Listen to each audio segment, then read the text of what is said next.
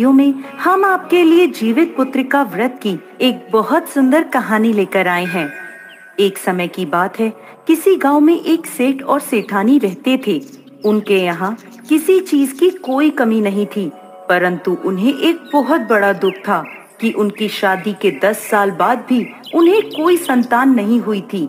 इस बात से वो दोनों बहुत दुखी रहते थे।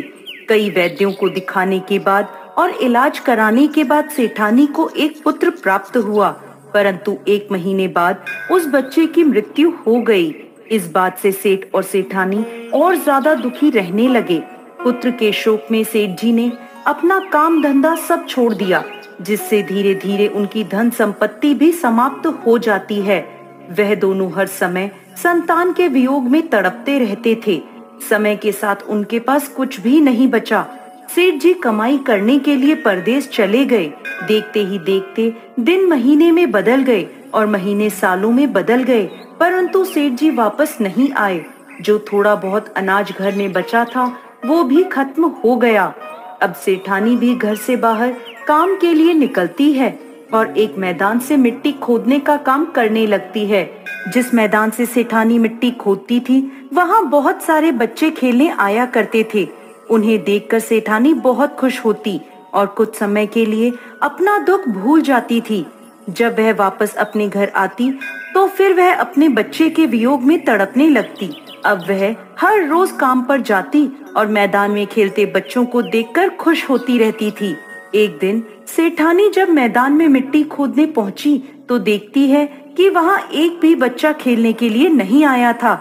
यह देख सेठानी को बहुत दुख होता है। उस दिन सेठानी मिट्टी का एक बहुत सुंदर बच्चे का पुतला बनाती है और शाम को काम खत्म कर उस पुतले को लेकर अपने घर आ जाती है। उस पुतले का नाम सेठानी शामू रख लेती है। अब सेठानी उस मिट्टी के पुतले में अपने बच्चे को देखने लगी और उसके साथ खुश रहने लगी। वह उसे खाना खिलाती, कपड़े पहनाती और उसके साथ खेला करती थी।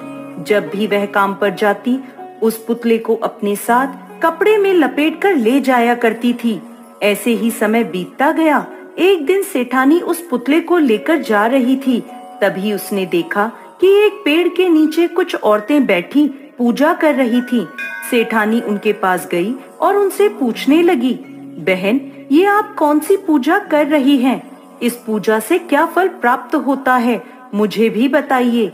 तब वह औरतें बोली, इस व्रत का नाम जीवित पुत्रिका व्रत है। यह व्रत करने से संतान की आयु लंबी होती है। जो महिलाएं विधि विधान से यह व्रत करती हैं, यदि उनके संतान है तो उसे लंबी आयु प्राप्त होती है और यदि संतान नहीं है तो उन्हें पुत्र रत्न प्राप्त होता है। यह सुनकर सेठानी सोचने लगी, मैं भी अपने पुत्र शामू के लिए यह व्रत करूंगी। अब सेठानी ने मन में ठान लिया कि अगले वर्ष से वो भी अपने पुत्र की लंबी आयु के लिए जीवित पुत्र का व्रत किया करेगी। समय बीतता है और अगले वर्ष फिर से जितिया का व्रत आता है। तब सेठानी पूरी श्रद्धा और भक्ति भाव से जीवित पुत्रिका का व्रत रखती है। दिन रात ज्योत भगवान से अपने पुत्र शामू की लंबी आयु की प्रार्थना करती रहती है। अगले दिन सेठानी ने जितिया व्रत का पारण पूरे विधि विधान के साथ किया और फिर हमेशा की तरह अपने काम में लग गई।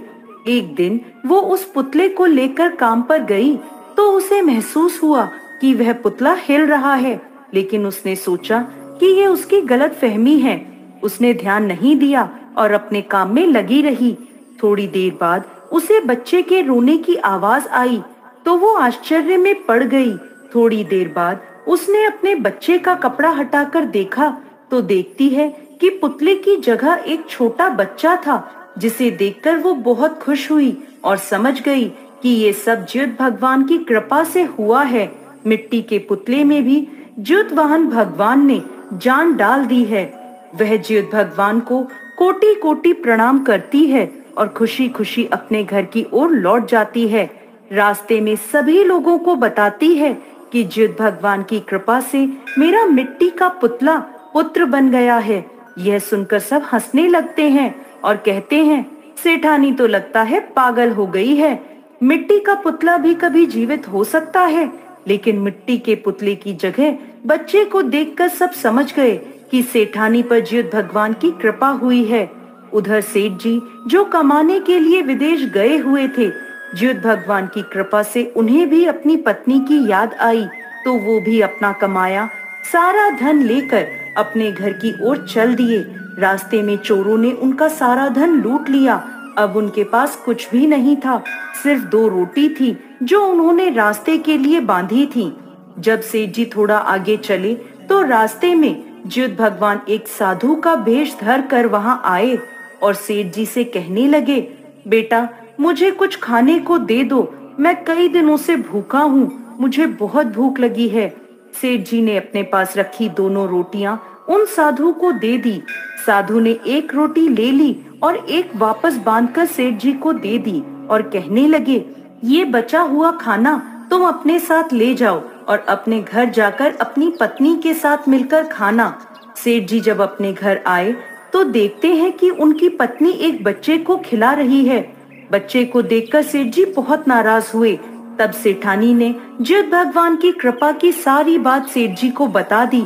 यह सुनकर सेठ जी बहुत खुश हुए। फिर सेठ जी ने रास्ते की सारी बात सेठानी को बता दी और कहने लगे, मुझे बहुत भूख लगी है, मेरी पोटली में एक रोटी बची है, वो मुझे ला दो, उसे खाकर मैं थोड़ा आराम कर लूंगा। सेठानी जाकर जैसे ही पोटली खोलती है तो देखती है कि पोटली में बहुत सारे हीरे मोती, सोने चांदी जवाहरात आदि भरे हैं। यह देखकर वो चौंक जाती है और सेठ जी से जाकर कहती है, आप तो कह रहे थे कि आपका सारा धन चोरों ने लूट लिया, लेकिन आपकी पोटली में तो ढेर सारा धन भरा है। तब सेठ जी जाकर उस पोटली को खोलकर देखते हैं तो पोटली सोने चांदी हीरे मोती से भरी थी। यह देखकर सेठ जी सेठानी जी से कहने लगे, यह सब तुम्हारे व्रत का फल है, जो तुम्हें पुत्र मिला और इतना सारा धन दौलत मिला। दोनों मिलकर ज्योत भगवान की जय जयकार